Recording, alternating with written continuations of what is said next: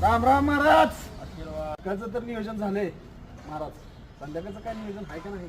अरे चालून येते माणूस आपल्यापाशी, आपलं भविष्यवाणीच कडक आहे.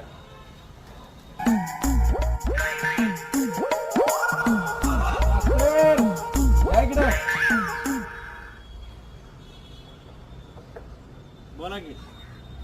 आपल्या गावात हा महाराज हा आलेत. हा त्यांचं गुण हा. असलं भयानक येतंय, काय म्हणतो? असलं भयानक येतंय. त्यांनी बोललेलं हम्म. खरंच होणार. कारण मला गुण आले. माझ्या मागची सगळी दलिंद्री महाराजनच घालवले.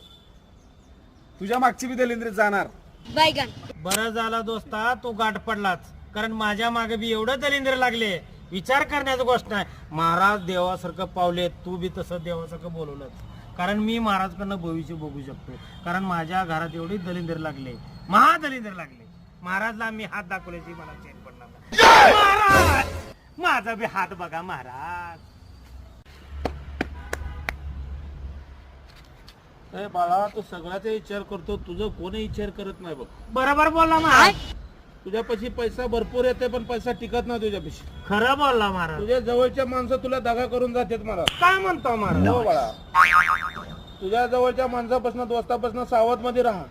ती तुझ्या खात्यात पेतात, पण तुझ्यावरच ही करते. महाराज त्याचा काही इलाज आहे का महाराज? इलाज आहे की बाळा. काय आहे महाराज सांगा माझा. महाराज सांगा. उतारा करून जावं लागतो बाळा. काय उतारा करायचं? 5,051 रुपये देऊन जाऊ त्या माणसं. देतो की महाराज. देतो. खरं बोलला महाराज. धन्य झालं महाराज, तुमच्यापाशी मी आलो. महाराज माझं कल्याण झाले रे. काय म्हणतो? हा. 100% गुण येणार महाराज. महाराज येऊ का महाराज? या तुम्हाला चांगलं तर होईल ना माझं. 100% बाळा माझं झालंय. तुझं बी 100% होणार. धन्यवाद. मी जी बोललोय ती सगळं